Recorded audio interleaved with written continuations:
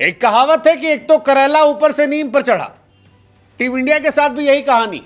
पहला जीता जीता मैच जो है वो टीम इंडिया हार गई, और हारी तो उम्मीद थी कि दुख दर्द पीड़ा शोक संताप से आगे बढ़ेंगे, मैच जीतेंगे, लेकिन फिर खबर आ गई कि जसप्रीत बुमराह जो है वो शायद दूसरा टेस्ट मैच नहीं खेलेंगे।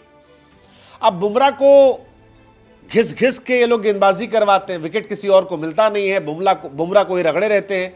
ऐसे में बुमराह साहब की सेहत का ध्यान रखते हुए ये फैसला लिया गया कि दूसरा टेस्ट छोड़ दिए, तीसरा खिलवा लिया जाएगा। लेकिन सवाल ये है कि जिस बुमराह के साथ रहते भी हम नहीं जीत पाए थे, उस बुमराह के बिना क्या हम जीत पाएंगे? मतलब ये सवाल परेशान करना चाहिए, और ये सवाल मैनेजमेंट को परेशान कर भी रहा होगा, क्योंकि आपने हर्षित राणा जिसका सिलेक्शन किया था उसे बाहर भेज दिया, आपके सिराज विकेट ले नहीं पा रहे, आपके पास प्रसिद्ध कृष्णा हैं जिन्होंने विकेट तो निकाले लेकिन बहुत पिट गए, शार्दुल ठाकुर को आप गेंदबाज समझते ही नहीं है, आप गेंदबाजी ही नहीं करवाते हैं, तो फिर उनका होना ना होना क्या मतलब है? नीतीश रेड्डी बैटिंग करते हैं, बॉलर टाइम पास वाले हैं। बचे अर्शदीप सिंह। अर्शदीप सिंह को आप शायद लाएंगे, लेकिन अर्शदीप सिंह जिनका टेस्ट डेब्यू होगा, क्या आप उनसे एक रात में चमत्कार की उम्मीद कर लेंगे? ये सवाल बड़ा इंपॉर्टेंट है, और ये सवाल टीम इंडिया को परेशान कर सकता है। बुमराह की गैर मौजूदगी में क्या आप मैच जीतेंगे? क्योंकि इंग्लैंड का हिसाब किताब टाइट है। इंग्लैंड की जो गेंदबाजी थोड़ी बहुत कमजोर लग रही थी, वहां पर जोफ्रा आर्चर की एंट्री हो गई, और जोफ्रा आर्चर के आने से उनकी गेंदबाजी यूनिट काफी ज्यादा स्ट्रांग हो गई है।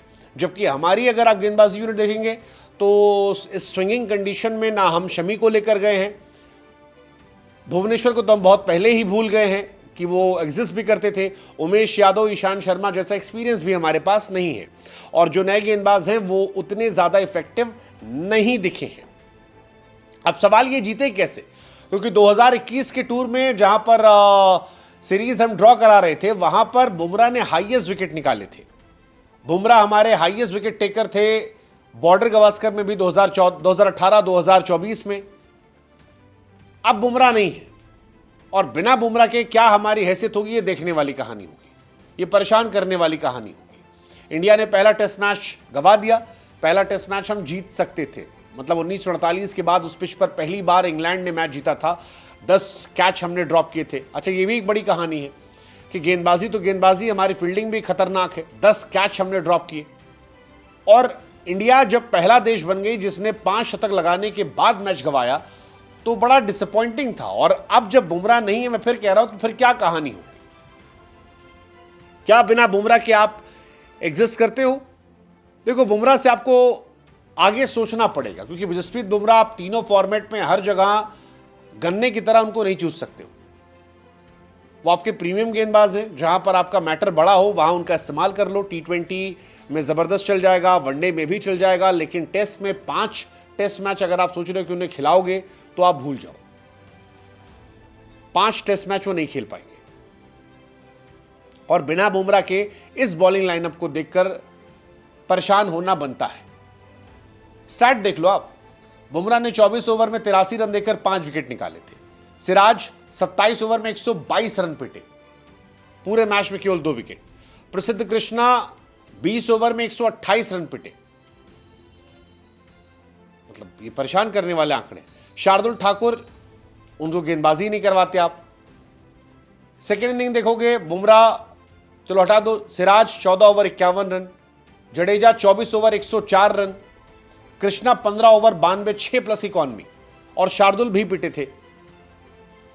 अब कोई 6.5 की इकॉनमी से पिट रहा है, कोई 6 इकॉनमी से पिट रहा है।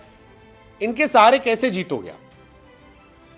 और यही सवाल परेशान करने वाला है कि इंडिया क्या करेगी, बिना बुमराह के क्या हो जाएगा। बुमराह बहुत कीमती है, लेकिन बुमराह के बिना आपका काम नहीं चलेगा। हर्षित राणा आपकी टीम में अब है नहीं, और हर्षित की जगह कोई आएगा, कौन आएगा पता नहीं। क्या आप शमी को ले आओगे? लाना तो कायदे से चाहिए कि आपको उनको फ्लाइट में कह देना चाहिए था कि भैया लौट आओ, बट अब तक तो नहीं हुआ है। जसप्रीत बुमराह टीम से फिलहाल रेस्ट पे हैं। मुझे लग रहा है कि शायद अर्शदीप सिंह को खिलाया जाएगा। बुमराह ने भी पहले कह दिया था कि वो केवल 3 टेस्ट मैच खेलेंगे, कौन सा खेलेंगे वो देखने वाली बात थी। जो इंडिया चाहती कि खेला जाए उसमें खिलाया जाएगा। तो लॉर्ड्स में उनको खेलना होगा, इसीलिए शायद ये वाला टेस्ट मैच जो है उन्होंने रोक दिया। लेकिन प्रॉब्लम ये है कि एजबेस्टन जहां टेस्ट मैच है, यहां इंडिया का रिकॉर्ड बड़ा खराब है। हम लीड जीत कर नहीं है, एजबेस्टन टेस्ट मैच भी अगर हम हार गए तो मामला हमारे लिए गड़बड़ हो जाएगा, और 2-0 से अगर हम पीछे हुए तो फिर बहुत बहुत बहुत इशू हो जाएगा। इस टेस्ट पिच पर हमारा रिकॉर्ड बहुत खराब है। फिलहाल बुमराह बाहर हैं, और जैसा मैंने कहा कि अर्शदीप सिंह जो हैं वो उनकी जगह आ सकते हैं।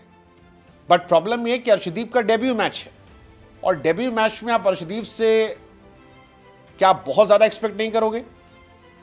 हालांकि किसी के जाना किसी के लिए अपॉर्चुनिटी होता है, ऐसे ही मौकों पर खिलाड़ी बड़ा दिखता है। तो लेट्स होप कि बुमराह गए हैं, अर्शदीप आएंगे, वो यहां पर असर डाले। लेकिन इंडिया के लिए परेशानी वाली बात है, मतलब एक्चुअली में परेशानी का सबब हो सकता है इंडिया के लिए कि बिना बुमराह क्या होगा। और इसीलिए हम कह रहे हैं, एक तो करेला ऊपर से नींद पे चढ़ा।